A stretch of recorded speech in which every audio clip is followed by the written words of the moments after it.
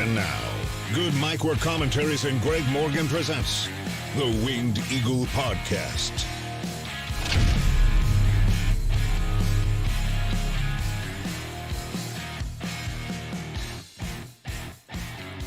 What's up, guys? How's it going? Bad mic work is in the house. I am so sorry for the 25+ minute delay. I was supposed to go live. Whoa, as my intro starts over here.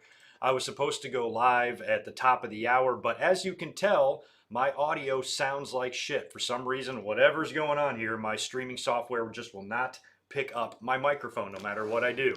It's right here. It's turned on. Nothing's happening. I can't get any sort of connection here at all. I've tried rebooting, troubleshooting. I've had these issues before. I've always solved them, but for some reason, this one can't be solved. So I'm certain that my voice sounds like shit because the only audio I have is right here on my webcam, and that's what we got to use. Luckily, this is not going to be a huge podcast. We just have a few things to talk about, but I am really bummed out that my very expensive Shure microphone does not happen to be working right now. So I'll be troubleshooting that in the next couple of days and have that issue resolved next time we come up, even if I have to get a new microphone. So I apologize ahead of time. Let me just see for myself how badly I sound, because I know it can't be good.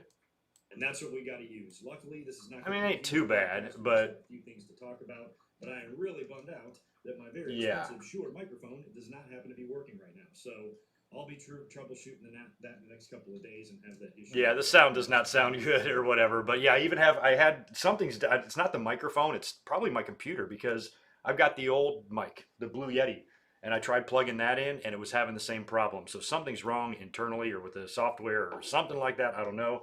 I'll look into it. I got a really strong computer. I even have a backup computer, so we'll never not be able to go live.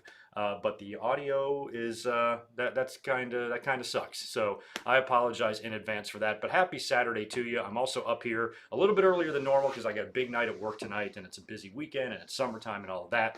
So we're gonna kind of keep this episode relatively quick, but we do have a lot of things on the agenda for today, like last night's Smackdown, a lot of interesting news coming out of there, and of course the big Bayley injury and massive changes to the Money in the Bank card now with that going on. We had some NXT call-ups last night. We have one NXT call-up on the way, and Bayley's replacement in the match with Bianca Belair has been changed up a lot. It's now going to take place next week on Smackdown instead of the pay-per-view, and we're now one match short on the card. So we'll be previewing Money in the Bank, talking about the Bayley injury, talking about last night's Smackdown, the latest on Jimmy Uso, Edge, and Roman Reigns, and Jey Uso, and that whole deal from last night. We've got some John Cena news, may or may not have his SummerSlam match with Roman Reigns in jeopardy. Looks like that's still a go, but a couple of interesting notes on John Cena with his movie. We'll talk a little bit about WWE's horrifically low ratings, drew an all-time low this past week. Granted, it was a holiday or a day after a holiday. That definitely played a part, but still not good. Under 1.5 million viewers is terrible compared to where they were a couple of years ago, and we thought the ratings were bad back then. So couldn't have the Thunderdome and fans coming back couldn't have happened at a better time with the Thunderdome coming to an end. Last night's Smackdown was the final Thunderdome. Next week we'll have fans. And this coming Raw's episode is taped, so we're finally done with the stupid Thunderdome. And based on these ratings, it's a good thing, too, because the fans need to be back, and WWE needs to start providing us, the audience, with some better quality content to watch. So we'll be talking about that, a little bit of the ratings. We'll talk about NXT and AEW's ratings as well. Like I said, we'll discuss Smackdown from last night, and I'll give my comments on that idiotic fan that jumped in the ring on Dynamite that I didn't even notice. We did the Road Rager review on Wednesday night. Didn't even notice that had even happened. I must have been making notes or not been paying attention when that went down, and I didn't even happen to see it on social media until after the fact. But we'll talk a little bit about that as well, and that will pretty much be it. In terms of what you can expect from me this weekend, a little bit of a scheduling update for you. Tomorrow, we're going to be doing a watch-along of WWE Invasion from July of 2001 to commemorate the 20th anniversary of that show. Now, the show took place, I believe, on like July 22nd, and tomorrow is the 11th, so we're doing a little bit early, but it's the only Sunday really available this month to do a watch-along. So I thought Invasion will be fun, and that will be interesting to go back and watch and kind of relive some of those memories and where I was at the time and some of the things I was thinking with, the WCW and ECW alliance and everything, which at the time, we were tuning in every week. and it was still pretty exciting, but looking back, it was such a catastrophic failure and could have been so much better. But that first pay-per-view was not bad and had a really exciting main event and some good undercard matches, so we're going to watch that tomorrow night just for fun. We will be going head-to-head with Game 3 of the NBA Finals, but it's Phoenix and Milwaukee, and it's Game 3. So maybe some of you can skip that and come watch Invasion tomorrow with us, and hopefully tomorrow I'll have my microphone figured out, and if not, I'll use the other computer, use a different mic, something. We will figure it out. But again, I apologize for today's delay because I'm sure I sound like crap in the audio here. But anyway, nothing I can really do about that. Had to come up here. Was sick of keeping you guys waiting, and a lot of you were hanging out in the chat wondering where the hell I was. So let me just shout out a couple of you and answer the super chats, and then we'll get into what we want to get into today and discuss. George Morris is here with the $5. Thanks, dude. Hey, Greg, how are you doing? Big fight between employee and manager at the local Wendy's in town. I was getting food and saw everything, both guys bloody. Damn. An employee and a manager. Holy shit, that must have been fun. You see a lot of interesting things. It's amazing how you just happen to venture out into the world and witness insanity pretty much on a daily basis. And I completely believe everything you say, too. So thank you for that, George. And hopefully the police got involved and arrested the guilty parties there. Michael Cuomo, appreciate the $5 from you. Drinking Broken Skull IPA right now that I got from my local beer distributor. But after today, getting back to beach body mode. I know, yeah, I'm gonna be hitting the East Coast here soon and going to the beach. I'm trying to get in beach body mode myself. And yeah, they carry the Broken Skull IPA right down the road with me over at Bevmo. So I picked up some before and drank them right here on the streams. So enjoy that IPA, and then after that, some Michelob Ultra for you, my friend. Also good to see Sam and Nate, and D's Nuts is here, and we've got Mary, Jet the Hawk, Michael, I got you, Zane G, myself is here commenting. I can't get my microphone to work. We've got Margie Ratnick, Sunny Man, right on. Is this a work? No, Ratnick, it's not a work. My microphone is actually not working. So we're using the camera microphone, which sounds terrible. Nope, plugged it into, tried all that. Young South Wavy Network, appreciate you being here. Justin's here. Charlie is here as well. Right on. Taylor is here. Did I get you? David Brown is back. Glad you're here tonight and glad you're looking forward to this. Hopefully it will be fun. Stone Cold, did I get you? Ernie Garcia, what's up? Mixed Partial Farts, Naveed is here. Jose Lopez is here. Lambo, Wubio the Cocker Spaniel. Right on. Named Douglas, what's up? Barry MK is here. Thank you, dude. Appreciate a monkey wrench being in the house. I feel bad for you. I know Bayley is your favorite. Zero need to watch wrestling for 9 months now without Bayley. It's going to be sad. I love that she came on TV last night and blamed all of us. And it is our fault. I hope each and every one of you individually went to her and apologized for doing that to her knee. Because we're a bunch of assholes. I've never, you got a good idea when that news broke with her injury, how just universally beloved she is by her peers in wrestling. I mean, I don't think there was a wrestler that didn't go out of their way to tweet or show support for Bayley in some way. Some of them were even wearing t-shirts like Big E on Smackdown last night. So you really got a good feeling of how just wonderful of a person Bayley is. So if anybody can handle this, it's her. The timing has been terrible. Right days away from fans coming back, and this happens. That sucks. But you know, much like the Miz, I think she can still have value. Give us a Miz TV and Ding Dong Hello segment with dueling wheelchairs with Miz and Bayley. That could fix all ratings problems right there. That's for sure. Can I do a watch along for the Raw before you were born? Yeah, maybe. It depends on which one that is. Did I get you, Taylor? Colin is here as well. And Ramon, I think I knocked you out as well. Anyway, that should do it for the Pleasantries for right now. Despite my shitty audio and my microphone not working, I would still really appreciate a like. So if you are willing to forgive technical difficulties and say, what the hell is wrong with his voice? You know what? I'll give him a like anyway. Please do that in the down below. I would appreciate that. And tomorrow's link to the watch along is down in the description. So if you scroll down there a little bit, you can see tomorrow's Invasion link. Go ahead and click that, give it a like, save it, favorite it, whatever, so you can be here tomorrow night for that. And the final scheduling announcement I have for you pertains to this coming Monday for the Raw review. Not doing one. Gonna skip this Monday. It's already been taped. It's the final Thunderdome Raw. Last week's Raw drew the lowest all-time rating. They have announced a bunch of matches for Monday Night Raw. Some of them look okay, including a Ricochet and Morrison Falls Count Anywhere match, I believe.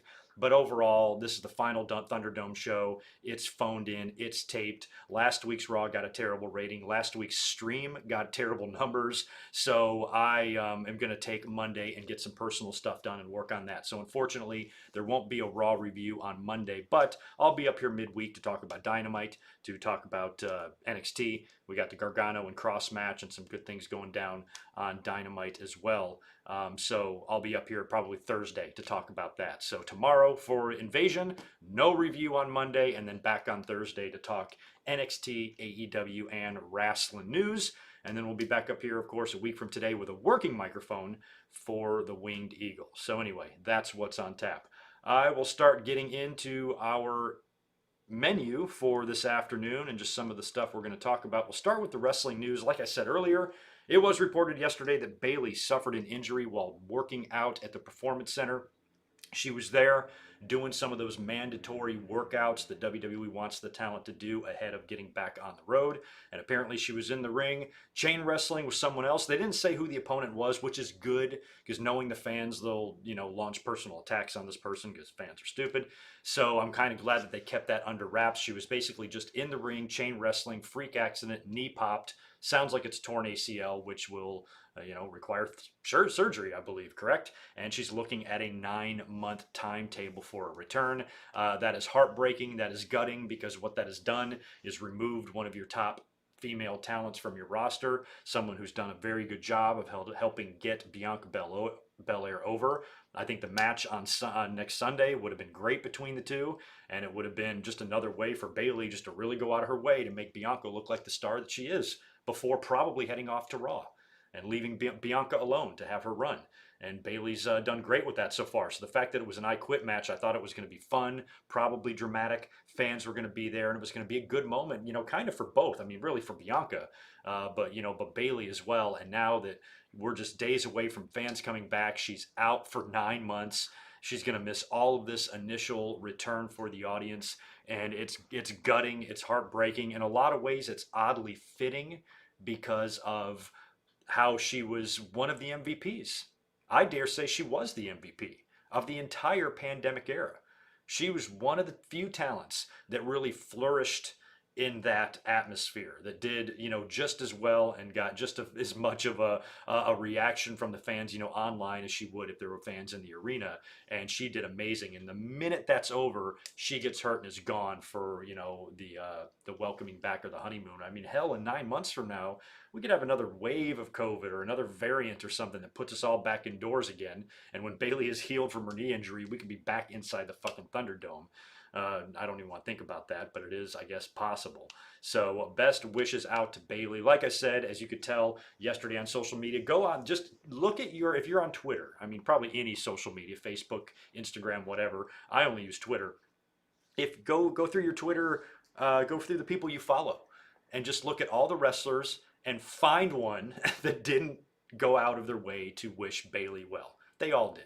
Everybody loves Bayley in and out of the ring, and she's a pro. She's going to deal with it. We saw it last night on Smackdown. She's sitting there, and she blamed all of us, and she's, she might have to be off TV for a little while, but I would love to have Bayley out there on crutches in a wheelchair. They're doing it with The Miz right now. Back in the day, back in 97, they did it with Brett. They've had a lot of injured people come in and at least cut promos and be there as a personality. So if anybody can have value on the women's division while being injured, much like Britt Baker in AEW, it's Bayley. She's capable of doing that where not all women would be able to. Same thing with Baker. I think she's AEW Women's Champion right now in large part due to her injury. And she was able to have that time on the microphone and develop her personality. Without that, I think she would eventually got there. But she's the most over women's wrestler in AEW right now, and that is a big part of it. And Bayley, she was already a made star, but she really kind of went in a different career direction in terms of her persona, and that really blossomed during the pandemic era, when she was just so crazy and so over the top and so obnoxious, and she's great. So I think she'll have a lot to offer. And when she does come back, I mean, this might be, as you look back now, you were never going to say this, but as you look back maybe a couple years down the line, you might say something like this would turn out to be a blessing. You know, because now she wasn't going to win the title at Money in the Bank. Bianca's going to beat her. So, I mean, I felt like she was going to finish doing what she was doing with Bianca and then move on to Raw and have a fresh new start there and probably compete for the title a lot. Well, now we get to miss her. We get to miss Bayley. So she's going to be out for close to a year. When she comes back, you know, she should stop being such a heel now, because she might, much like Triple H when he got hurt with the quad back in 01, came back in 02, he just came back as a babyface because everybody missed him. So Bayley better not be too careful to shit on all of us, because as the 9 months go down, you throw a YouTube Beautiful Day video up and coincide that with her return, she might get a hell of a pop in whatever building she comes back in. So best wishes out to Bayley. It's a shame, but that's the nature of the business. It's what happens. It sucks that this was done. You know, and so a lot of fans are probably going to blame, you know, the Performance Center stuff. Oh, they want wrestlers to get in there and, you know, risk stuff just to get in shape. And if she wasn't in there, she, you know, this wouldn't happen, but it could have easily happened in another match or a regular match or something like that. So it's just what happens in wrestling. It sucks. And hopefully Bayley will be back bigger and stronger than ever. Luckily for us, speaking of people that could be absent, luckily for us, it does look like John Cena's SummerSlam match that is reportedly going to be against Roman Reigns is still on. There was some doubt and speculation on that a couple of days ago when it was announced that John Cena signed on to do a new movie called Argyle, which I think is like a spy film or spy thriller. And it's set to begin filming in Europe in August. And August is when SummerSlam is. So that immediately got the speculation going that is Cena going to be available for SummerSlam? And I didn't really doubt that he would be, because, I mean, he went out of his way to say he was coming back. The rumors are extremely strong and credible that this is going to happen. And with SummerSlam going to be such a big show, you would think a Cena or a Lesnar would probably be locked in by now, especially Cena, who's gone out of his way to tease a return. So Meltzer is the one that says everything is still a go as of right now. Despite the speculation that Cena is still planning to be at SummerSlam, the plan is for him to face Roman Reigns, and then he can still do the movie before or after that. Maybe he was there filming it already and he comes here to do SummerSlam and goes back. Maybe it starts filming after SummerSlam, don't know. The only thing that kind of sucks for me is that with the announcement of this movie, what that tells me is that John Cena is probably not going to stick around. You know, I was kind of hoping for him to take like 8 months off from movies, like work SummerSlam through WrestleMania, not every show, but be on TV frequently and be a part of the show between SummerSlam and WrestleMania. And then after WrestleMania, put someone over, go make a movie and leave for 2 more years and then come back. But now it seems like he might just be brought in simply to have the match with Roman Reigns and then leave again, which, you know, I kind of was hoping for a little bit more Cena than that. So, you know, movies don't take forever to film. I don't know how long it'll take him to film that, 2 or 3 months maybe. You know, so I suppose Cena could film the movie and then come back and do Survivor Series and be back in the swing of thing for WrestleMania if they plan to use him. But, you know, sounds like he's just, much like The Rock, he just has a never-ending movie commitment schedule, and that's probably not going to change. So a lot of it's going to be movie first, WWE second. But, you know, with that speculation, I'm like, I don't know why John Cena would would say that he's coming back, saying that he is coming back. He didn't confirm when, but he did say he was coming back to WWE, and go through all this stuff and make it known, or, you know, kind of have the rumors out that Cena's going to be with Roman Reigns, and then last minute he signs on with a movie and says, oh, WWE, you know, sorry, I can't do SummerSlam. You know, if he's worked out something with WWE, then that something, whatever it is in writing. You know, so it's, you know, it's going to be WWE's going to be ahead of that commitment. And if he decides after the fact to sign on with a movie, I don't think that pushes WWE aside, you know. So I wasn't really too concerned with John Cena missing SummerSlam. I think I'm more concerned with John Cena missing more, like not being around as often as I was hoping he would be. I was kind of hoping he'd come back and like not overstay his welcome. I just think a SummerSlam to Mania run would be perfect, wouldn't be too much. It would bring him back in. You could even give him a title run in that span if he wanted, you know, and even maybe have him win the title at the Royal Rumble like The Rock did, and then drop it to whoever the fuck at WrestleMania next year. So something like that I was kind of hoping for Cena, and we'll see. His future is very much up in the air, but apparently the SummerSlam match is going to happen with Roman. And if it does, that will probably mean that Roman will find a way to defeat Edge. We did see Edge and Seth Rollins come face to face backstage last night on SmackDown, so they did drop the hint and planted those seeds there for what could be our SummerSlam card. Seth, Edge, Roman, Cena, Lashley, Brock, or Lashley somebody, don't know, but it's good to hear that at least the Cena stuff is probably still a go. WWE, speaking of SummerSlam, they've also released another chunk of dates. This looks to be a big East Coast tour, and one of the, which all over the East Coast, up and down, north and south, and it looks like one of the bigger dates announced was September 26th, which is going to be a pay-per-view, Extreme Rules. So they're not going to be doing the Clash of Champions or Night of Champions or whatever. It's going to be Extreme Rules, which last year was, I think, in July, and it was the horror show Extreme Rules with the eye thing, and you remember all that nonsense. So that was all going on last year, and now it's going to be in September, and that kind of sucks. I'm not really a big fan of Extreme Rules, especially when Extreme Rules is going to be coming after the draft, which means there's probably going to be a lot of new talent and a lot of new matches. And here we go again with this shit. You got Extreme Rules on the calendar, and Extreme Rules should be saved and reserved for feuds.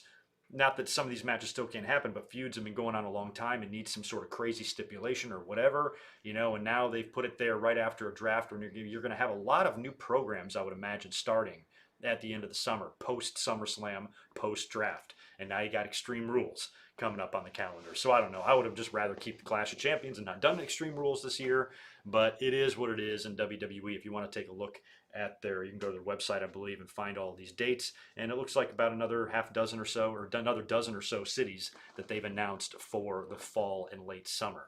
And of course, I'm going to be at SummerSlam in Vegas, and I'll also be at the Raw after SummerSlam right here in San Diego. For those of you who might just be tuning in right now, do me a favor and smash that thumbs up button. And again, I want to profusely apologize for my audio, my microphone before going live here. I could not get it to pull up. My streaming software would not recognize it no matter how many reboots and restarts and replug-ins and changing everything out. I tried, it wouldn't do it, and I didn't want to keep you guys waiting. So we're going with the webcam audio to do the sound for this. I am so sorry about that. I will have that fixed by the next time we go live, which will be tomorrow for an Invasion review. Want to talk a little bit about just a couple of the ratings, because as we discussed, WWE Raw this past week hit its all-time low rating, which I believe was like 1.42, 1.44, somewhere in there. It was under 1.5 million viewers, and it was the lowest of all time. Now you can factor in the holidays, but WWE does Raws on holidays all the time, and they've never done a rating this low. It's the end of the Thunderdome. WWE has really been treading water in the past few months. We had a couple of good weeks of Raw there just in June, but before and after that has been largely a bunch of shit. And it's been frustrating for the fans. It's been frustrating for the talent, because you can only use fans not being there and the Thunderdome atmosphere and the pandemic as so much of an excuse. That is definitely a reason for some of it, but it's not the main reason. The biggest reason, is the storytelling, and it's the booking, and it's just, Raw is just a 3-hour blob of rematches and endless, meaningless fucking content. Everything is just so bland and stale and boring and not exciting and not compelling. The stories are shit. Nothing is followed through with. There's no continuity. There's no creativity. There's no nothing. And WWE has really lacked hardcore in that storytelling aspect of their wrestling booking, and the ratings have had this slow and steady decline, and in some cases steep decline, for the past few years now. 5 or 6 years ago, you had all the McMahons in the ring vowing to do what the fans want, vowing to listen to their audience. We hear you. You're not watching. The ratings were like 3 times higher back then than they are right now. And they were worried about the ratings back then. Here we are, fast forward to 2021, and, they're doing a little bit less than double. They're doing less than double what Dynamite is doing. That's crazy. They should be doing 5 or 6 times more than Dynamite.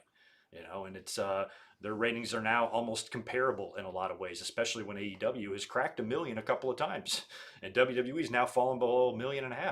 So interest is just down overall in general in wrestling, and a lot of that is due to WWE being so damn ridiculously boring. So there's been some talks that USA Network could be getting involved. Apparently, there's a meeting with Stephanie McMahon to go over creative ideas. I don't know if this is a regular thing. It's not something that I've heard of ever before. The last time I ever remember USA stepping in, I don't remember where it was, but it was 25 or so years ago. It was back when WCW was just beating the hell out of WCW or out of WWE. And there was some sort of article, I think I was reading in a magazine or something like that, where Vince had a meeting with like WWE executives where they like looked and analyzed WCW show together and tried to pick out what they were doing right and things like that. I'm like, wow, Vince must. I even remember when I was reading that, I'm like, man, Vince must be really desperate when he's like turning to TV people with no wrestling knowledge at all, or no idea about professional wrestling, and he's trying to get advice from them about how to make the show better, or at least trying to get their input and things like that. And when you hear stuff like that, I'm like, keep USA out of it. It's already bad enough. You got an entire backstage area full of writers that don't know the names of champions and stuff, and comedy writers who have no wrestling knowledge or don't know anything about the product at all, so to speak. And now you're going to go and talk to USA. I don't know if USA is going to really have any better ideas. The solutions to these problems to us fans seems rather simple. And it doesn't seem to be as deep as WWE is making it to be. All we're asking is for a little bit of follow through. All we're asking is for a little bit of commitment to some talent when you start pushing them, and stop changing your mind every 5 seconds, and somehow try to keep a leash on the old man to where he's not completely and totally fucking up the works on a weekly basis. And if you just do that and you utilize some of your great talent and let them be talented and let them go out there and do the job they were hired to do, you might be surprised with the results. And I think in the short term, that's all we really ask, is just start giving a shit. More about that just makes no sense just to angrily cut a segment, or just change everything 3 hours before you're going live, to where you have to rewrite everything on a scramble. The way you produce TV is absurd, with the numerous camera cuts and the 50 camera smash cuts per 8 seconds and everything going on there. And it's just Raw and WWE content in general feels like a headache to watch. So we've been talking about these for years, for months, in podcasts, on social media. These are things that everybody mentions. So if I'm WWE, I would start there. I would start just kind of with those little things and see if that can at least bring a little bit of relief to some of these problems. Because whenever WWE does something good, we mention it. I'm like, they can do it here. So if they're capable of providing good content over here in this segment, why aren't they capable of doing it everywhere? Because the talent they have everywhere else is just as talented as the people in that segment. So like, what gives? All it takes is just a little bit of time and energy and an investment, not only time wise, but just in general, in the character and the direction you're going, and have some sort of idea and a plan and a story in place and planned out, instead of just, oh yeah, so where we leave off last week with those guys? Okay, cool. What should we do tomorrow? Like, you should have it planned out more by then. Get more input from the talent themselves. Try to hear their side of things, get their ideas, see what they want to do. Just little things like that would just be so much easier. Just go back to, minus Russo and Ferrara, go back to, what you were doing 20 years ago, and just stop overthinking everything. So I don't know what, I think the fans obviously are going to provide us with a shot in the arm. I think it's going to boost up ratings, boost up interest. We're going to have a lot to talk about on the podcast and stuff with all of that at first. But, I still worry that in time, after you get past the honeymoon period there, and on the other side of the summer, and SummerSlam comes and goes, and now we're into the fall, and then we're just right back to business, I think you're still going to see a lot of the same problems with the creative and the storytelling. And that means that all of these fans who are so jacked and excited to get back to watching wrestling again, within the first, few shows, I think they're going to start being dead, and you're going to hear no reactions from people. And I think Vince is also going to be very surprised at some of the reactions he gets from certain wrestlers when fans come back. We got a big whiff of that on Wednesday when, what our suspicions were confirmed when Omega was in the ring and the fans were just going apeshit for Hangman Page. So I think Vince is going to find that out. I think Vince is going to find out that Jackson Riker isn't the next Hulk Hogan. So not that that's going to stop him, but I think shit's bad, and I'm worried with the fans coming back, as exciting as that is. just going to be kind of like a temporary band-aid, and things are going to get a little bit better at first and then go right back to tanking again. So we'll see at some point, based on how much money NBC Universal is paying WWE, along with Fox and along with everybody else. If I'm WWE, I'm a little bit worried. You would think these ratings being so bad would be enough to make them actually care enough to fix them, because it's USA Network. These are you're going to want to re-sign with them 5 more years. You don't want the people paying you all this money saying it ain't worth it. You're providing shit content. When this contract comes around again, you're going to get half of what you got this time. So I mean, I just hope that that's some sort of a real threat, that WWE is not going to be able to generate these huge numbers. I mean, they're always going to have a TV deal and they're always going to be signed on with somebody, but maybe some of these absurd numbers that, approach the billions, maybe that will be threatened if the ratings don't pick up. So I think forget about the fan. I think WWE doesn't care about us. I think if USA starts breathing down their neck a little bit, that might just be the fire that needs to be lit under them, which is sad that that's what we've come to, but that's the way it is. Speaking of ratings too, we got some ratings in for NXT and and AEW, so Great American Bash and Road Rager. The Great American Bash came in with 654,000, and Road Rager did 871. Now 871, I believe, was down a bit from last time they were on Wednesdays. They were off Wednesdays for a while, and I think it was down from the previous week, so they kind of just got back recently. But the numbers kind of what you expect. They're not going to be over 1 million every time, and decent, I guess.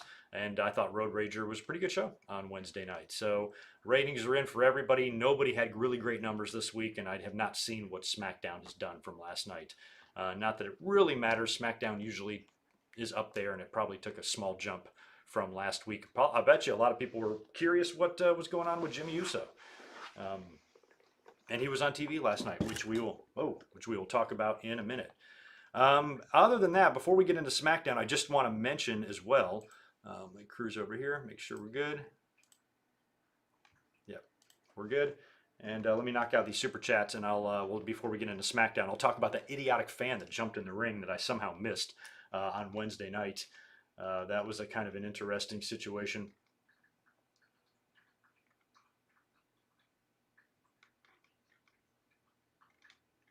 Reading some of the chat right now. Sorry, I know I got some supers I want to bust out. Let me knock them out. Where are they? I just don't want to miss anybody, because last week I think I missed 1 or 2. There you are, Chris Ludecki. It's good to see you, man. Appreciate you coming back, and thanks for the $5. I love the people who hated on Cena for years are now the ones saying he needs to come back for a longer run than just one match. Oh yeah, I bet you that's all you're hearing. Everybody that just thought he was such a cancer and he was the worst thing in wrestling, and wrestling would be so much better when he's gone. Got news for you. Wrestling is worse when he's gone. And I've always had Cena's back, and I knew it would come to this. I knew people would change their tune, because I've talked about it exhaustingly for the past 10 years. I knew what the fans were going to do, and they proved me right. But I agree, Cena adds a lot to the show, and I'm in the camp that I don't want Cena back turning into like what Charlotte is or what Cena used to be. But having Cena back for, close to a year would be nice. Not just back, coming in, and then gone again. So, like I said, hopefully he can come back in, maybe do the Roman thing. Maybe something happens in the match that sets up a return for Cena down the road. He goes and does the movie in Europe and then comes back. He can work Survivor Series. He can work Rumble and get into WrestleMania again. That might be nice, with some unfinished business to handle from whatever goes down with him at SummerSlam. But if he's going to come back in for one match and then come back and do more later in the year, does he just come in and just get completely obliterated by Roman Reigns and that's it? Feels like something else has got to happen there other than just that. So something's got to lead or set up a return down the road when he come back in, because I'm hoping he'll work Mania. I'm hoping he'll work everything. I want Cena at SummerSlam, Survivor Series, Rumble, and Mania. And even with this movie, that is still achievable. So we'll see if it winds up happening. And we'll see, when Cena decides to come back, will it be on that first SmackDown or first Raw after Money in the Bank? I guess it's going to be SmackDown if he's going to be doing Roman. I certainly don't think he'd come back next week on the go home. It feels like that would take away from Edge and stuff. So, maybe, a couple weeks, we're about likely to see Cena. He's going to look interesting with that longer hair if he still has it. I don't know. When he gets back, we'll find out. Yeah, thank you for that, Douglas. Yeah, you're probably looking at, 3-ish months, to go film a movie. So he can get it done. Hopefully. Michael Kumo, thank you for 5 more from you as well. I must have Bayley continuing calling Cole an idiot. I can't go 9 months without that. Neither can I. I would not be surprised if we see Bayley on TV from time to time. If she can get out there in a wheelchair, kind of do what The Miz does, and really get on Michael Cole's case. I mean, she, like The Miz, has a talk show segment. This talk show segment, I believe, sometimes is even done backstage. Well, I guess the Thunderdome's not going to be there anymore. Not that they can't still do it, but you could do backstages with her. But she needs to be in front of the audience. So once she's able to, get in the ring and do a ding dong hello, I think you should have some ding dong hellos while Bayley is hurt. But then as it gets closer to her maybe being ready to come back, maybe keep her absent for a while just to build up, build up the fans missing her. But she can have value even when she's hurt. No doubt it. Do I think John Cena will retire after he beats Apollo Crews for the IC title and holds it for 35 weeks? I don't think so. I don't think so. Wubio the Cocker Spaniel, appreciate 5 from you as well. Bring back the Attitude Era. It's that easy to fix wrestling. This PG era sucks. I don't think the Attitude Era would work today. When you go back, I lived through that Attitude Era. I went to the shows. I lived and breathed that entire time period in my mid-20s. And I'm going to tell you, that stuff is, even when you go back and watch it now, it wasn't that great. I mean, the wrestling and the athletes are much better now. Some of the stuff they were doing was a little bit silly, back then, which we ate it up, as fans back in those days. But now that we've seen everything and just where the business is now, trying to inject that formula into today's world, just wouldn't work. Wouldn't work. It takes I just think it takes more than bad words. I could stand to see a little bit more blood. We saw some last night on Smackdown. Cesaro, got opened up bad. There's a couple of things that I think sucks in a PG environment, but I think wrestling can survive just fine in that environment because it has for most of its existence, so some of that stuff, man, I don't know if it would work. I don't know if I want to see some. I mean, think about it. Like, if somebody on Raw this past Monday would to have given birth to a rubber hand, what do you think Twitter would say? Oh my God, WWE has lost their minds.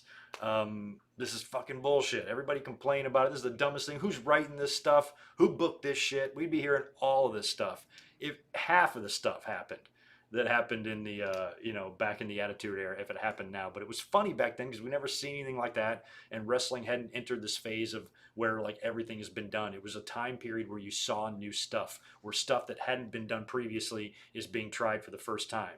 There's nothing left to try. Even now, we've accomplished the last thing that's really left to accomplish, and that is trying to do wrestling without fans. Once the pandemic hit, we saw a lot more deletion style matches, which did get started prior to this, but the more cinematic aspects of wrestling and storytelling, we saw a lot of that, and that's kind of also a little bit of a new idea in terms of doing it so often. So there's nothing left. I don't think Attitude Era would. I don't think it would work. Just don't. Clofik C, appreciate the $5 from wherever that is. Thank you so much for being here. When exactly did WWE start to despise their own fans, their own product, and ultimately the whole industry they are spearheading, and why? That's a loaded question. That is a loaded question. I don't know why or when. There was a time period when they stopped, but yeah, for them to treat the fans so poorly the way they do, act like we're idiots, they're never going to know who Piper Niven is, and things like that. It's extremely frustrating, and they've been doing this for quite a while. Once that money really started flying in, and I'd say probably when WWE realized post-Austin, post-Rock, that the company that they were building was no longer designed to have fans pay tickets to come see one individual star or two individual stars. They're coming to see the company. And I suppose even back in the day, it was kind of like that too. But I was going to the show because I wanted to see Undertaker and Austin and Rock and DX, when I would go travel and go to shows. But now WWE, you're just going for the experience. You don't need any matches announced. You're just going and just let them fly by the seat of their pants, and you'll get to see everybody, all the main stars. You'll get to hear all their main theme music. And for the ones who wrestle, they're going to get all their shit in. So you're going to see Ray 619, and you're going to see everybody's everything. Every time you go to a show, it's just kind of like what they do. And so once they realized that there's money to be made with that formula, they went public, and it was all about the bottom lines and all about profits. and that sort of thing. I think that's when that became the primary focus, and you know, the fans were now just secondary, a byproduct of all that nonsense. So, wish I had an exact date for you on that, but don't really know when. 2008 maybe could be it. Spaz Phoenix is back. Go sub to Spaz Phoenix's YouTube channel. He probably has better audio than my bullshit. And he's got a double plug coming in. And thank you for the $10 Canadian, Spaz. Come on over to the channel. Jake DeMarco and I review Great American Bash. I popped out a solo commentary. Is Pro Wrestling back? Hope you in the chat are doing great, and happy Saturday. We are doing fabulous, I think, anyway. At least I am, and hopefully you guys are too. And go sub to Spaz's channel and check out some of that NXT talk, because he's good at it over there. Ghost X95, thanks for the $10, dude. Appreciate that. Hey, Greg, do you think WWE is going to fire Keith Lee? I don't know, man. I don't know. I hope not. He has been... he tweeted out something yesterday or this week about asking the fans not to give up on him. And it sounds like everything he says is so cryptic. It's like he's either... the WWE doesn't want him to let us know, or he doesn't want, I don't know if there's some health issues here or what, but it was yesterday or the day before, I believe, was the 1-year anniversary of his big double title win in NXT. When he beat Adam Cole and he won the NXT title, he was already North American champion. And we're like, this guy is going to be a huge deal. At that time, we're thinking when he goes to the main roster, he can face Brock. He can do this. He can do that. He's going to be unstoppable. And here we are 1 year later, and he's completely invisible and hasn't been on TV in months. As soon as he won those titles, they immediately took it off of him, putting the belts on Karrion Kross, or he forfeited one. Lost to Cross, went to the main roster and completely fizzled, which is not a surprise, and now has been largely just completely absent from TV, and we don't really know why. So it just depends. I mean, if it's Keith Lee's health, then all we want to do is just wish him the best. If it's anything to do with him being cleared, or health, or injuries, or neck problems, or concussions, anything like that, then all that matters is the health and the well-being of Keith Lee. If this is a WWE caused problem and they are just keeping him off TV because they just don't feel like writing, I hate the excuse. I hate when they say we just don't have anything for you. You can find something for him. Just try. I'll do it. I'll do it. I'll write down something. 5 fucking seconds for me to find something meaningful for Keith Lee to do. It literally takes negative effort to come up with something decent for a great wrestler like him. So not having anything for him, I don't accept. Fuck you. So I don't know if that's the case or not, but if it is, just an early fuck you to WWE, just in case. But Keith Lee has got a lot to offer, and I just hope he comes back soon, you know. But no, WWE, as long as they should not fire him. That would be ridiculous. They brought him in, pushed him like crazy, brought him to Raw. Why release him? Like, why? What did he do? You know, it simply would not seem to make any sense if they did that. I just want Keith Lee to come back because he's awesome. Y'all want to talk about the moron fan?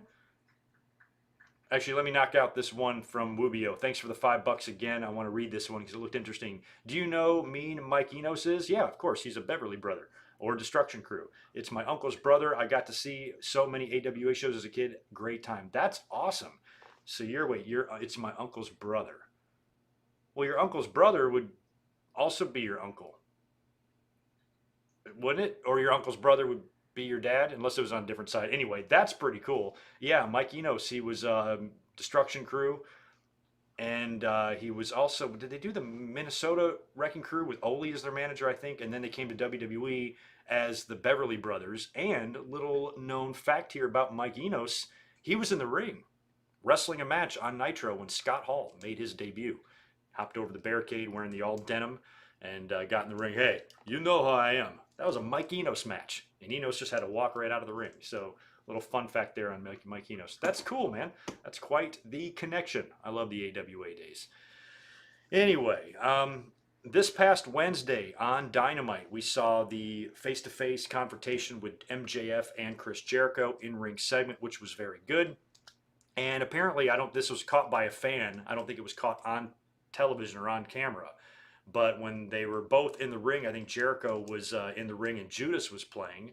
You get this fan, this big fat fucker. He jumps up on the on the rampway, and he just starts walking to the ring, and it took like a few seconds. Jericho spotted him, and he kind of like points, and it took a couple seconds for the security guard to kind of give him a really weak tackle. And like, granted, he was a big guy, but you should have been able just to slam this fucker down and get him out of there. Jericho got out of the ring and gave him a little extra shot. I wish kind of a few more people jumped on him. So again, this is, fans are back. Obviously, you're going to have to keep your eye out for this type of thing. It's happened before. We've seen it on Raw. We've seen it on pay-per-views. We've seen it in live events. Randy Orton's gotten a low blow before. A guy jumped in the ring dressed as the Shield. Somebody jumped in the ring and pushed the ladder over on Eddie Guerrero. This is something that fans have done throughout the years. It's, not super common, but it does happen. So now that fans are back, you'd have to expect that this might happen. So security guards, tackled him, and we thought nothing of it. Well, I'm not going to give this moron any publicity at all by saying his name. But the first thing he does, I don't know if he was arrested or charged or anything that night, but the first thing he does, I guess, when he gets home, is he decides to tweet to Jim Cornette and say, "Hey, did you see my AEW debut? And these, these fake wrestlers think that they can hide from me," or whatever kind of threatening bullshit. And that right there, it just blew my mind. I'm like, this is what I'm talking about. This is the true horror of, these brainless, brain dead fucking wrestling fans that can't think for themselves.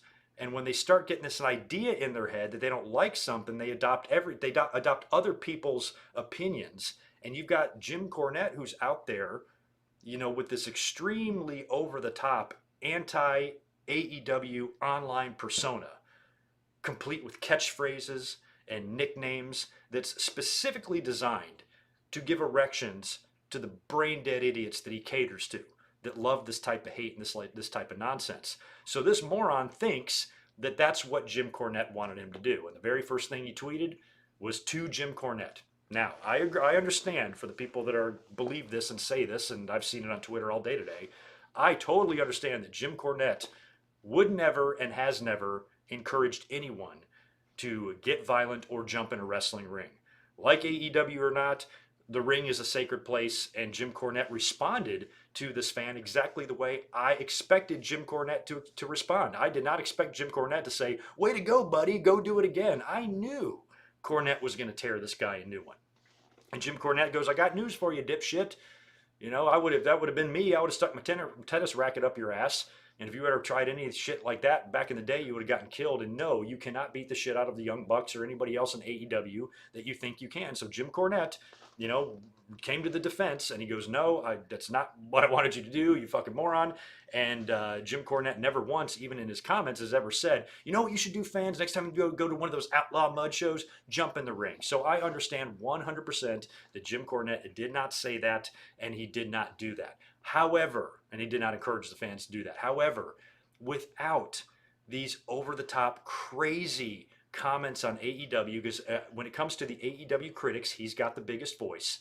So without these comments, I'm sorry, this doesn't happen.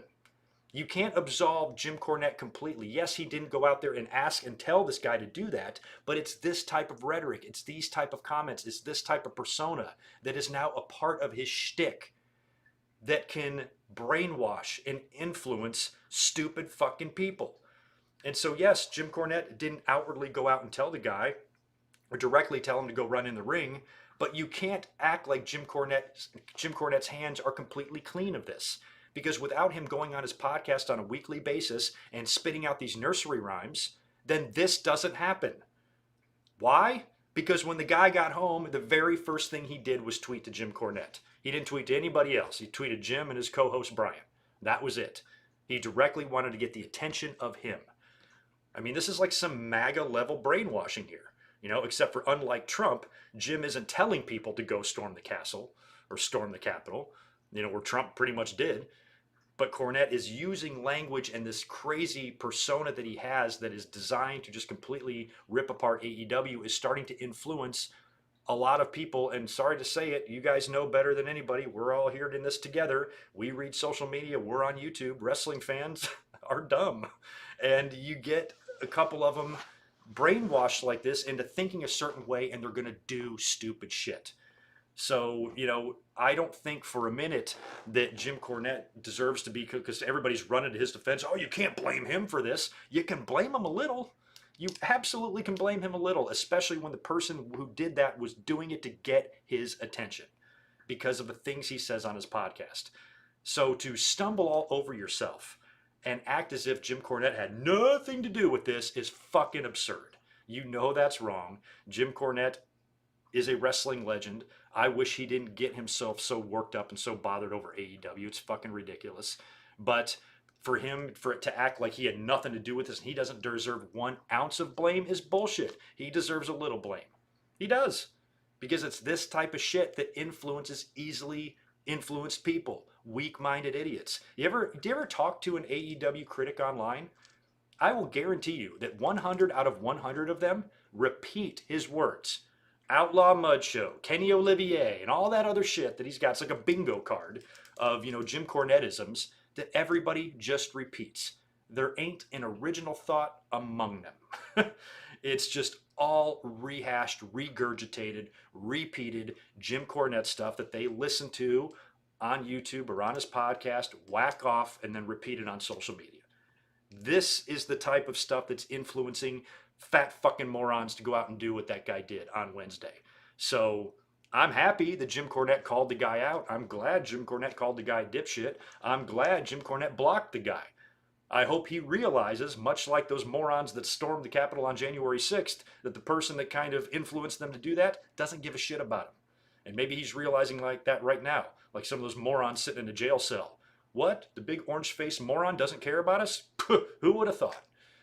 So now maybe that dumbass is coming to that same realization that you went out of your way to try to impress someone that thinks you're a piece of shit. Sound familiar? Happened on January 6th. So Cornette, let me just reiterate and let me repeat this so you don't mishear me. Cornette, I understand, did not, and the type of person he is, would not ever encourage a wrestling fan to jump in the ring and try to attack a wrestler.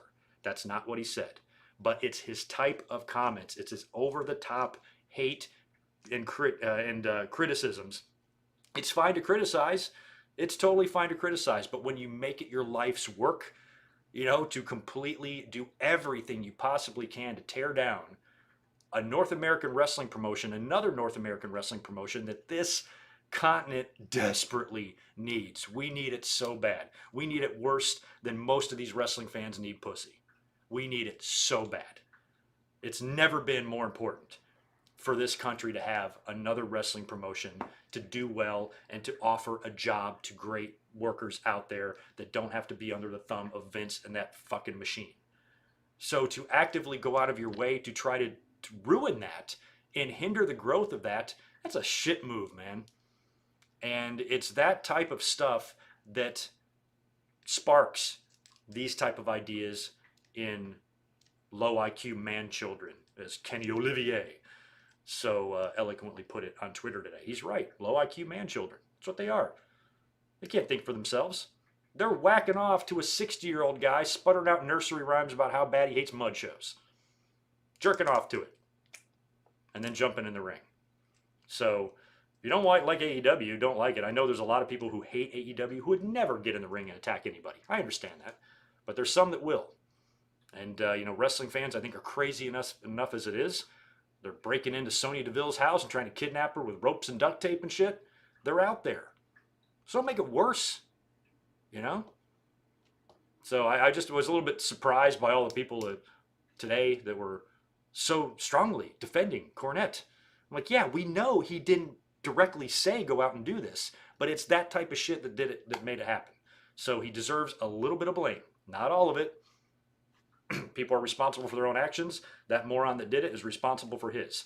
But without those comments entering that empty fucking brainless head of his, ricocheting around inside of there and brainwashing him, then I don't think that guy jumps up and tries to get in the ring on Dynamite. You know what I mean? So you got to at least just be fair about it, Yes, not all the blame goes on his shoulders, but a little bit does. And to think anything else is completely fucking absurd. But anyway, that's my 2 cents on the Jim Cornette deal. And again, I'm sorry that I have the terrible microphone to get those opinions out. But let's briefly touch on Smackdown, and then I have got to get out of here. Like I said, it's going to be a pretty short podcast today. But I want to talk a little bit about last night because we had some interesting stuff go down on Smackdown. Number one, a couple of NXT call-ups. which surprised us. Of course, we talked about the top of the show here. Bayley is out, torn ACL. She's out for 9 months. That sucks. And this has now left Bianca Belair's title defense at Money in the Bank completely hanging in the balance. We don't know what's going to happen there. And it was a stip. So it's not like you can just plug someone in to Bayley's spot because it's an I Quit match, you know? So that was going to already make things difficult, and I was curious how they were going to handle that. So basically, what they did last night is Sonya Deville is in the ring, and she's just going to announce Bayley's replacement. But the match is not going to take place at Money in the Bank, and I don't think it's going to be an I Quit match anymore either. It's going to be bumped to SmackDown, to the Go Home SmackDown on the 16th, which will have fans. And they're just going to do it right there. And she announces that Money in the Bank participant, Carmella, will be the one to challenge Bianca Belair for the title. So on the surface, I don't hate this replacement because at least we kind of were thinking all day long based on the rumors that it was going to be an NXT call-up. There were some rumblings about Shotzi Blackheart, about Toni Storm, and so we figured it would be one of those. And I'm like, well, that kind of sucks, you know, to bring somebody in to immediately have them lose. But I do like the idea of bringing somebody in and have them give Bianca Belair a really strong run for her money. Bianca wins, you know, but the loser, you know, makes a big showing for themselves. That would be a fun thing to witness. But what wouldn't be fun is to witness WWE fail miserably on the follow-up to all that and, you know, not wind up doing anything at all and capitalizing on that. So I was a little bit concerned about who they were going to bring out because they've kind of done this to themselves. They've left themselves. They're so bad at building other pieces of talent. When you lose a big one, you know, it's tough to really have a contingency plan where you have somebody big enough to plug into that spot. Now with Carmella, she's a former champion, 2-time Money in the Bank winner. She's probably the most, you know, reasonable one on there to give a title shot to. So Sonya just announces her as the challenger. And like I said, that match has been moved off of Money in the Bank and will now take place on the Go Home SmackDown next Friday. But this sparked Liv Morgan's response. She comes out there, she's pissed. Sonya, goddammit, this is favoritism, this is bullshit. You've been making me bend over backwards to try to qualify for this damn Money in the Bank, and then you're just handing out opportunities to Carmella.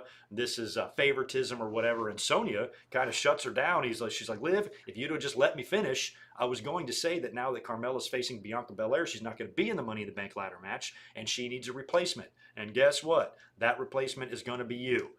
And you got 30 seconds to get out of my ring or you're fucking screwed or something like that. So Liv is like, okay, that's cool. And then she gets in Carmella's face a little bit and says, I'm going to win Money in the Bank and I want you to beat Bianca Belair because I'm going to cash in on you. And I'm like, didn't Sonya give you 30 seconds to get out of the ring? You better get to step on, girl, because I like Liv Morgan and the story that's been going on we knew was going to result in her qualifying, but I'm hoping they go one more. Liv is my kind of like early pick.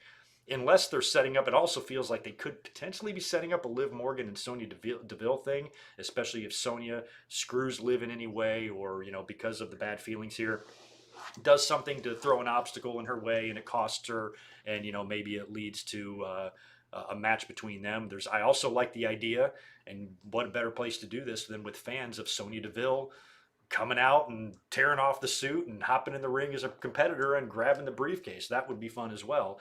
But in terms of the field that they have right now for the Money in the Bank, and I still think there's 2 spots left to be filled, I'm giving the briefcase to Liv Morgan. That would get a hell of a pop. Those fans would love that, and it would give a chance for a new person to get onto the main event title scene. You know what I mean? Because as of right now, Liv has been nothing but a tag team jobber. And even when they've tried to do something with her, with Lana, it didn't go anywhere. So now you have a chance. And, you know, she's been working hard. She seems to genuinely care. And I like Liv Morgan. I think a lot of people do. And I think if she were to climb up there and grab that briefcase, that would get a hell of an ovation from the audience.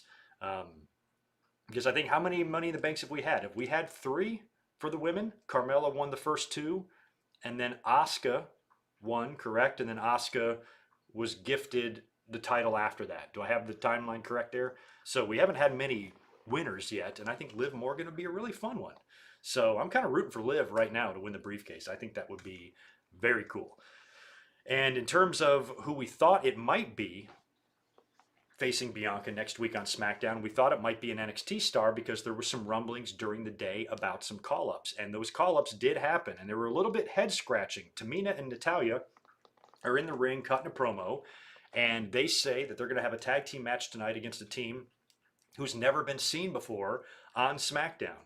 And out come Shotzi Blackheart and Tegan Knox, who are being referred to, at least by the announcer, as Shotzi and Knox. So I'm really hoping they have not shortened their names here in another one of these silly examples. And I know that Cole was calling her Tegan on commentary and all of that, but if they're going to short, maybe that's their tag team name, Shotzi and Knox. I mean, Shotzi was previously with Ember, so now they're bringing her in with Tegan. Tegan just returned to the company 3 days ago, so this is a very head-scratching call-up, one that I'm not even sure if I even care about, because you've also created NXT Women's Tag Team Champions, so I just don't know. But I guess Shotzi I can see being ready for the main roster. Vince likes anybody that adds anything special, and I think Vince gets one look at that tank and he goes, bring that to SmackDown. It's probably something like that. They even made a big deal about the missile shooting out of it or whatever like they did. So it's going to be, they care more about the entrance here than they actually do, what Shotzi might do in the ring physically or whatever. So anyway, it's a tag team match. Natty and Tamina against Shotzi and Tegan, non-title. And Shotzi and Tegan, come out on top. Shotzi pins Natty with a top rope senton, whatever that's called. She's got a name for it. And gets the pin. And they've now defeated the tag team champions, which probably means it's going to lead to a tag team title shot. They might even do that at Money in the Bank instead of Bianca now, because Bianca's going to be having her match on SmackDown. I don't know, or they'll push it a little further. But kind of an odd call-up. They've just kind of mashed these two together with no explanation. They maybe even tweaked up their names a bit and just brought them up to the main roster and had them be champions without any sort of hint that would happen. So a bit odd. And the other NXT call-up that we're getting was done via vignette. A promo package was aired for Toni Storm, so she is coming to the SmackDown brand. That's a big pickup for them. Toni Storm's great. So, they have added a good little boost of women here just with these three, Shotzi, Tegan, and Storm, but it's what they do with these three that's scaring the absolute bullshit out of me. So, fingers crossed that this doesn't suck too terribly. We also had the final two entrants for the men's Money in the Bank qualify last night. One was Shinsuke Nakamura defeating Baron Corbin. Poor Baron Corbin continues to be in this downward spiral. Big E was out there rocking a Ding Dong Hello shirt. He invited Pat McAfee to sit with him in little pedicure foot baths. Very cute. They had their pants rolled up and their feet in the water. And McAfee was all over the place. He was even sitting on Michael Cole's head at one point. He is hilarious on commentary. I saw somebody complaining like, I wish he'd stop taking the attention away of other people. So I'm like, let him have fun. WWE shows suck so damn bad. What's he really taking attention away from, at the end of the day? I need something, kind of interesting to watch. And McAfee's been pretty damn good. So I think they got a good thing going with the Raw and SmackDown commentary teams. Jimmy Smith has done well. He's felt relatively seamless coming in on the Raw side, and McAfee has been anything but seamless. He is over the top and completely batshit insane, but that's what I like about him, and he adds a different kind of flavor, and we need some sort of flavor with Michael Cole, you know what I mean?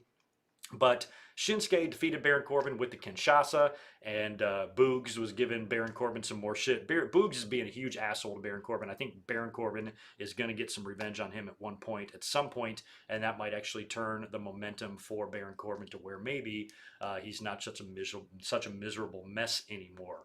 But we'll keep our eye out on that. Naka is now in the Money in the Bank ladder match. So is Seth Rollins. Seth Rollins and Cesaro had a qualifying match as well. This felt like the end of their feud. Cesaro got opened up badly. I think they removed the turnbuckle pad and he just kind of rammed forehead first into it, got opened up quite badly, quite a lot of blood there. And the two had a really good match in the end. Seth wins with the curb stomp and he qualifies for Money in the Bank. So it looks like Seth is now moving on from his deal with Cesaro. He's going to be moving on to Money in the Bank now. A lot of people think he could cost Edge the match against Roman Reigns. Seth could even win this thing. Who knows? And come in and cash in. I don't know. We'll see. Seth winning the Money in the Bank, I think, would be fun. But I'm not sure if he'd necessarily be my first choice. But he did qualify here, and now the men's field is completely set for the Money in the Bank match, which with with the competitors being Ricochet, John Morrison, Matt Riddle, Drew McIntyre, Seth Rollins, Shinsuke Nakamura, Kevin Owens, and Big E. So that's quite the field there. That is quite the field. That's going to be a fun-ass match. Riddle and Seth Rollins in the match together as well. They've had a little bit of heat and bad blood through the years. So Riddle even tweeted Seth last night after he won, which was kind of funny. So we'll see if those two come into contact, and we'll see if Randy Orton turns up. He's got to be showing up somewhere at some point, and I don't think it'll be this Monday on that taped Raw. I'm trying to see what else we had on SmackDown other than the Roman stuff. I think that was mostly it. Yeah, other than that, it's just kind of the Edge and Roman Reigns stuff. So Roman was out there first, and he's in the ring with Jimmy. Now, Jimmy Uso, of course, got the big DUI last week. We were wondering if there was going to be any repercussions. Sounds like WWE wants to continue with the storyline, so there might be some backstage implications going on and something going on there. But in terms of TV time, it looks like Jimmy is in there. From what I could tell, they didn't bring anything about the DUI up in the promo, although Jay showed up. Jay coming back, I think, was obvious. Once Jimmy got that DUI, I'm like, oh, they're probably going to bring Jay back in now, even if they're not ready to yet.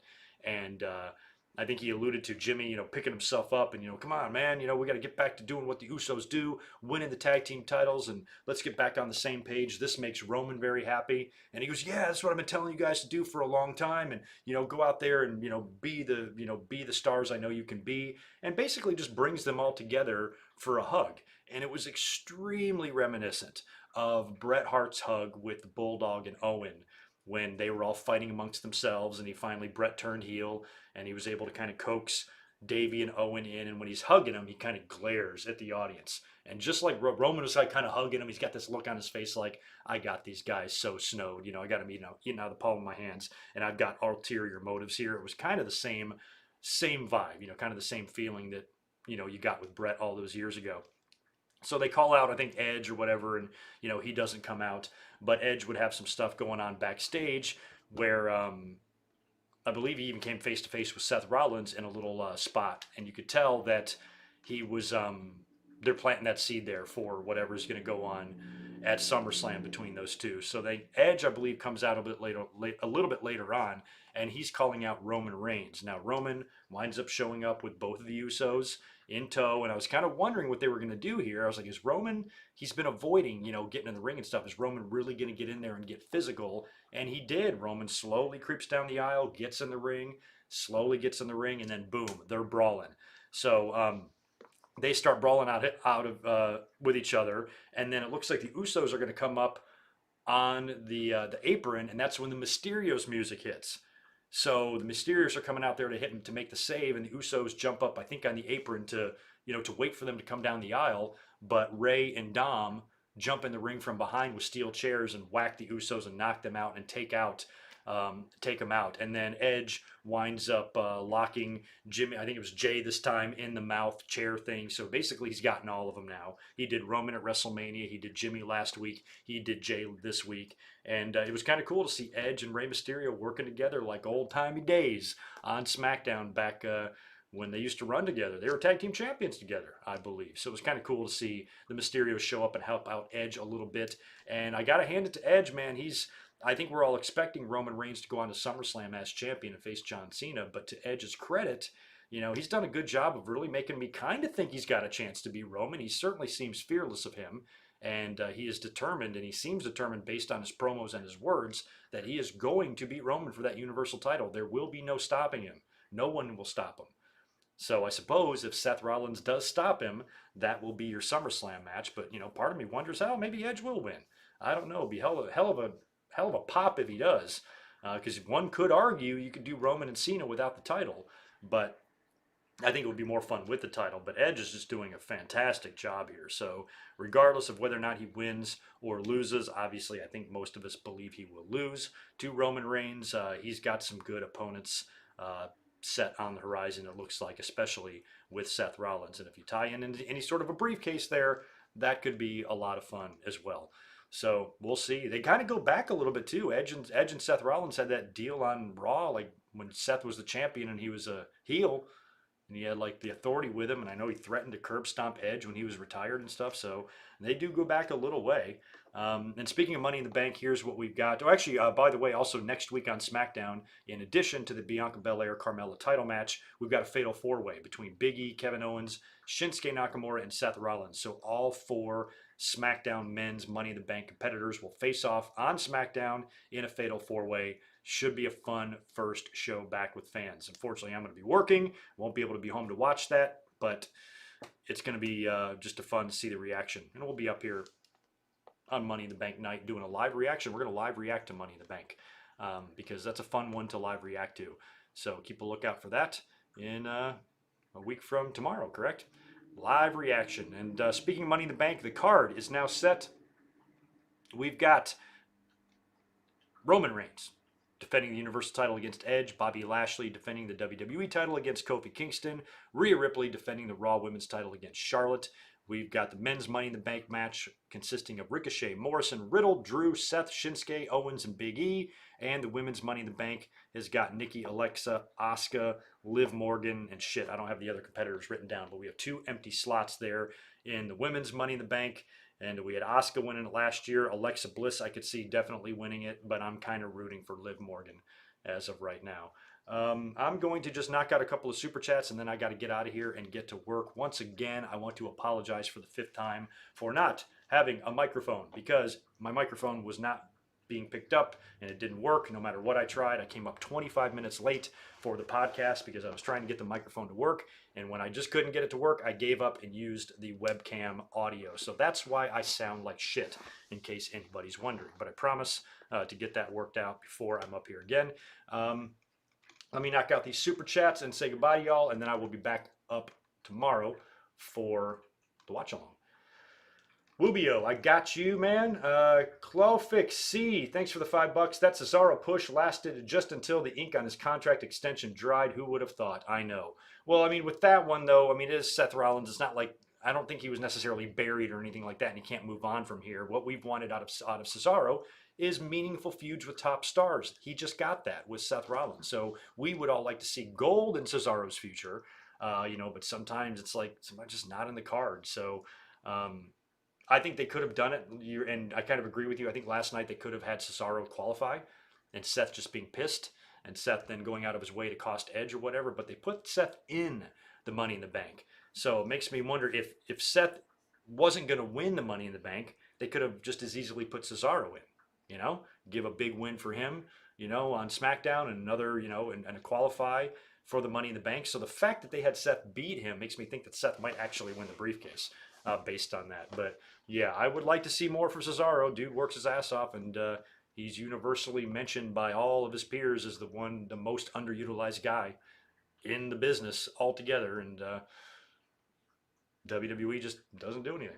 Domination Warrior, appreciate the $2 from you. I guess you can say with Edge, he's never gonna stop. That's right, he should have said that. That would have been so awesome if he said that in the promo last night. You're never going to stop me. Never going to stop. Never going to stop me. Never going to stop. Oh, my God. That would have been great. Yeah, that was a good reference there, Domination. Lee Pate, appreciate the $2 from you, and welcome. Thoughts on the Briscoes fight on the farm on ROH? I didn't see the fight on the farm. I have no knowledge of that whatsoever. I apologize. I wish I knew more about that, Lee, It was an awesome cinematic match. I think I saw one thing on Twitter. I will look into that. It's been a busy summer for me already, and it's going to continue to get busier. So it's hard for me to catch everything.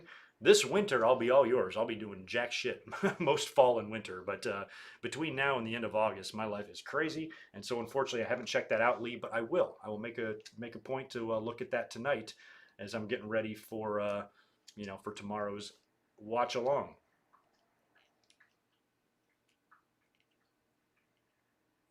Barely even. I completely disagree with that. Bayley has to go back to her old gimmick. The heel run was interesting for a while, but we all know Bayley one way. No, we don't. We know Bayley two ways. One of the things that makes Bayley so great is her ability to be able to have different personas, heel and babyface, just like all of the greats.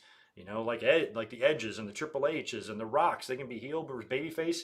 Think about Triple H. Think about Mick Foley. Think about people who've undergone drastic character character makeovers, so to speak, and done equally well with both of them. Bayley is just as hot now as a heel as she ever was. Not that she could never return to the old gimmick, but to say that the heel run was interesting for a while, no, it's been interesting the entire time. She's fabulous. And I disagree and love your support, but no, you wrong on that one. Bayley is fantastic, and she's a pro. Going back to sideways ponytail Bayley and the things and the floating things or whatever, or the what do they call it? The big air puppets? What those fucking things are? Maybe we could see that for nostalgia one day. Maybe she would, like how Hogan always went back to the red and yellow. She could go back to that, but she's doing a great job in her heel persona. She's awesome, and she's the most entertaining now than she's ever been. So why you would want to change that, I have no idea. So gonna have to disagree with you on that one. But anyway, I am going to end this nonsense of a podcast right now since I'm super annoyed I did not have a microphone. I'm going to work on this tonight, see if I can figure out what the hell went wrong here, and it might be a connection. I got one of these little micro USBs too that's very flimsy, and it's kind of been acting funny. So I'm going to try to figure out the microphone issues for tomorrow. I apologize that I have a YouTube channel called Good Mic Work, and I have shitty mic audio today. But thank you so much for all of your support. I appreciate it. Don't forget to be up here tomorrow night, 5 p.m. Eastern, 5 p.m. Pacific, 8 p.m. Eastern. We're going to be doing a live watch along of WWE Invasion from July 2001. And that'll be some fun Sunday night content tomorrow, since I will not be up here for a Raw review. So thanks for being here, guys. Thank you for hanging out, and I will catch you tomorrow for the watch along. Y'all be good.